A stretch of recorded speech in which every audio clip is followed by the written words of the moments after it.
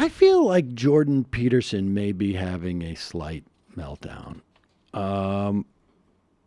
This was a 2017. It was an October one. He's been having it. Yeah, I mean, it's been a rolling thing. And, we saw that clip of him being interviewed by the British comedian, what is his name, Jeffries? Jim Jeffries. Jim Jeffries, where really the most rudimentary question was asked of Jordan Peterson. Like, how can you really have an issue with the idea of, how can you be supportive of a protective class like gay folks in a country where marriage is legal, being denied the same service in a commercial enterprise simply because they are gay? When gay people get married, they marry other gay people, right? Like, that's just what happens. Usually. Usually. But you have same-sex marriage is exactly as legal as opposite-sex marriage or multi-sex marriage or whatever it is. They're all legal. And, in fact, they're constitutional. That's just the law of the land. So the ability to discriminate against someone in a commercial enterprise just based upon who they are is also illegal.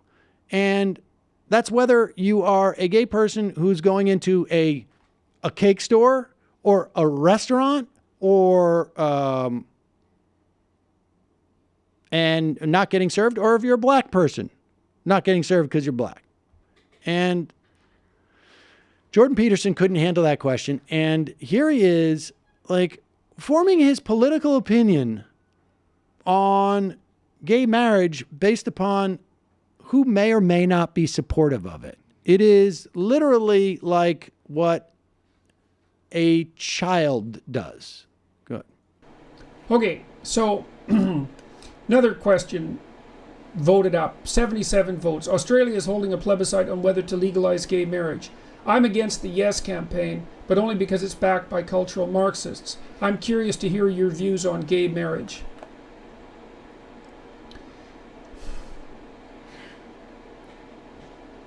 Well, pause it. Hold on. Now, wait a second. Like, now, here's a guy. It's 2017, and he doesn't have any. He has to think about what his thoughts on gay marriage are. I think that's pretty impressive. This is the first time I've ever been asked my thoughts on gay marriage. Good. But only because it's backed by cultural Marxists. I'm curious to hear your views on gay marriage. Let me think about this. Well, I would be against it too if it was backed by cultural Marxists, because it isn't clear to me that it will satisfy the ever-increasing, what would you call it, demand for an assault on traditional modes of being. Now, pause it 1 second. Okay, so let me just say this. I would back it too if it was supported by cultural Marxists. So forget about the merits of this question. If it's supported by some small group of people, or even a large group of people, I'm not going to consider the human rights implications, the constitutional rights. I'm not going to consider any of that. I'm just going to go by who supports it. And then, because who knows what happens after that, what other like traditional things fall. He doesn't, I don't know if he says. Let's hear. Traditional modes of being. Now, with regards to gay marriage specifically, that's a really tough one for me because, I can imagine. I've never thought about this before. I can't do anything really other than spout platitudes about it, I suppose, unfortunately. If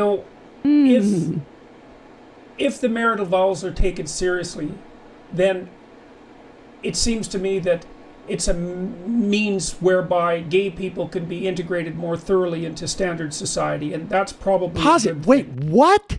First of all, he's not sure that gay people can actually be in love and be involved in a monogamous relationship. Now, But if they are, then they can fit into standard society, right? The non-freaky standard society, where incidentally, straight people, and I hate to break this to them, they're not very good at being monogamous either, apparently.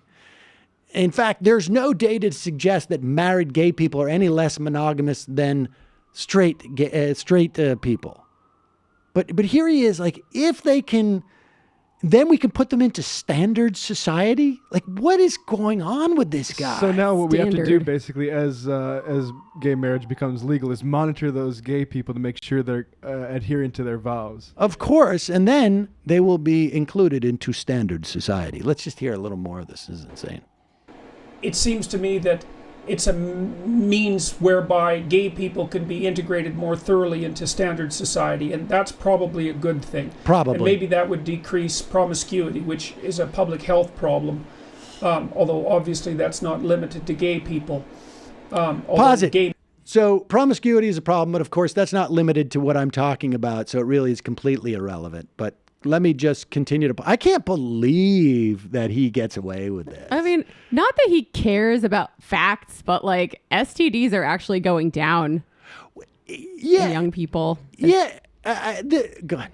Gay people, although gay men tend to be more promiscuous than average, probably because there's no women to bind them with regards to their sexual activity.